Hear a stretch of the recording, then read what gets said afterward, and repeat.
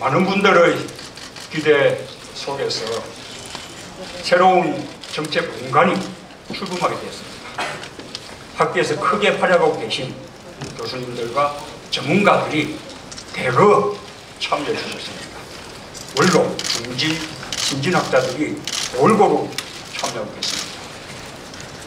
진보, 보수, 중도의 구분 없이 각 분야에서 실력 있는 분들이 두루 참여하셨습니다. 이제 우리의 수권 능력에 대해 더욱 자신감을 가질 수 있게 됐습니다.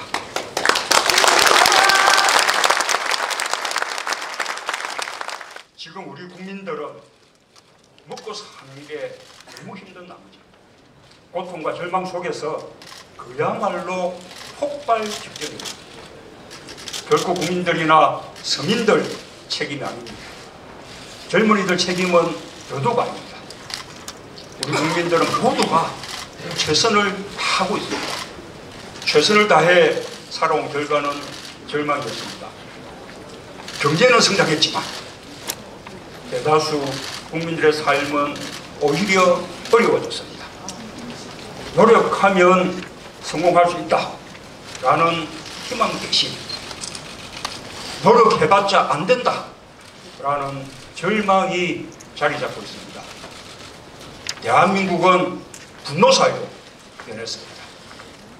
미래를 짊어질 젊은이들은 이 나라를 주저없이 헬조선으로 그리고 자신들의 처지를 흙수저로 밑대면서 비관하고 있습니다.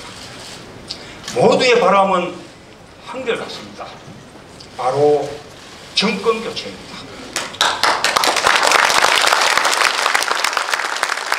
정권 교체는 우리가 희망의 미래를 열기 위해 반드시 이루어야 할 시대적 사명입니다.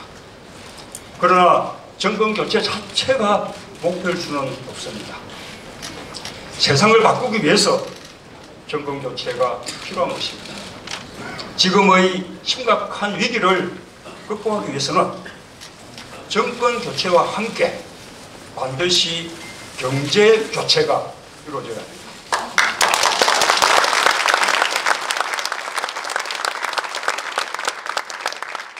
이명박 박근혜 정부의 경제 정책은 완전히 실패했습니다.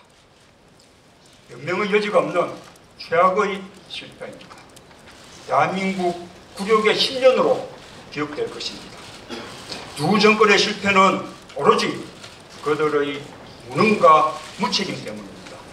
특히 반칙과 특권과 부패에 대해서 과거 어느 때와도 비교되지 않는 대청소를 꼭 해야 한다고 생각합니다.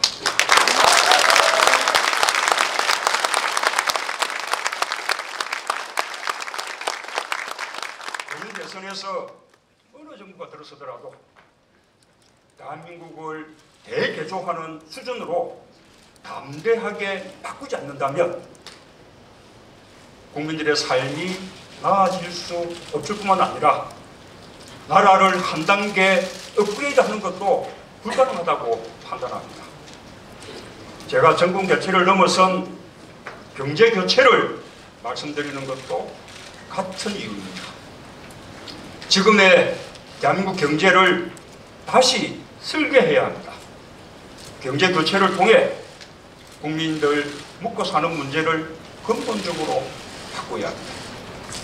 경제 패러다임의 중심을 국가나 기업에서 국민 개인과 가게로 바꿔야 합니다. 이를 통해서 성장의 열매가 국민 개개인에게 돌아가는 국민 성장의 시대를 열어야 합니다. 저는 우리가 직면한 저성장의 위기를 극복하고 우리 경제를 살려낼 자신이 있습니다. 국민 성장이란 국민 개개인의 삶이 나아지는 정의로운 성장을 말합니다. 산업화 시대 때는 국가가 돈을 벌었습니다. 이후 민주화 시대가 되었지만 돈은 기업이 벌었습니다. 이제는 명실상부하게 국민이 돈 버는 시대를 열어야 합니다. 경제의 중심이 국민 개개인과 가게가 돼야 합니다. 국민들의 지갑이 두툼해져야 소비가 늘어납니다. 그래야 내수가 살아나고 그 혜택이 기업에게 돌아갑니다. 우리가 이명박 박근혜 정부의 실패에 기대서 그 만사 이후로 정권을 잡겠다고 생각하면 대단히 안일하고 무책임한 발상이라고 생각합니다.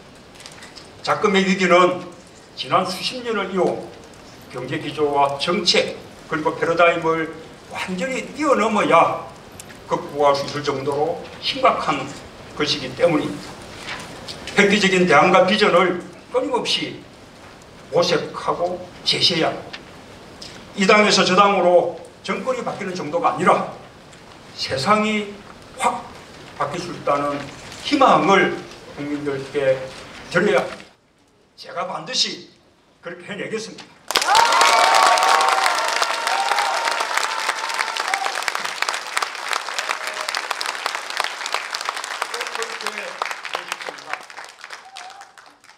대한민국의 역사는 영욕의 반복은 있어서도 결코 멈추지 않았습니다. 위대한 국민들을 믿고 노력할 때 우리는 이 위기를 기회로 전환할 수 있을 것입니다. 대한민국 기적의 역사, 영광의 시대는 이제부터 시작입니다. 함께 만들어갑시다.